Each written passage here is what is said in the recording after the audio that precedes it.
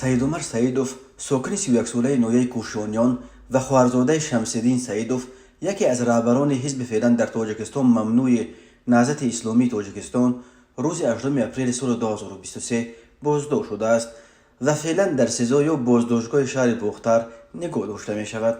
در این باره خود شمس‌الدین سیدوف در صفحه‌اش در فیسبوک خبر داد. او گفت برادرزاده‌اش را برای با او ارتباط داشتنش دستگیر کردند. شمس‌الدین سیدوف این ادعای مقامات را رد میکند و میگوید که خویشاوندانش از ترس تعقیب مقامات با او یگان رابطه ندارند. به گفته او پس از بازداشت سید امیر، کارمندان شعبه ملیت نویه حسین زاده سفر و قربانزاده بوریخان به یگان اجازت رسمی خانه زیست خواهرم را کوفتکوب نموده تلفن‌ها و پاسپورت‌های مادر و پسر را با خود بردند. سید امیر سیدوف عائله‌دار و منتظر تولد طفل نخستینش بوده است. در ماه ینور سال 2023 مقامات آلمان عبدالله شمس‌الدین پسر 32 ساله شمس‌الدین سیدوف و داماد خواهر رئیس حزب نهضت اسلامی تاجیکستان محیدین کبیری را به تاجیکستان اخراج کردند.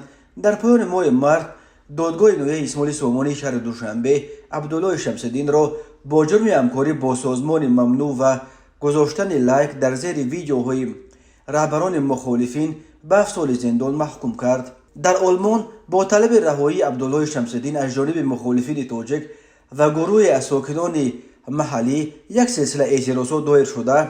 چند سازمان حامی حقوق از جمله عفو بین المللی نیز از مقامات تاجیکستان آزادی او را طلب کردند. مقامات تاجیکستان تا کنون حکم این فرزند یکی از رهبران مخالفین را رسما یگان بار شرح ندادند.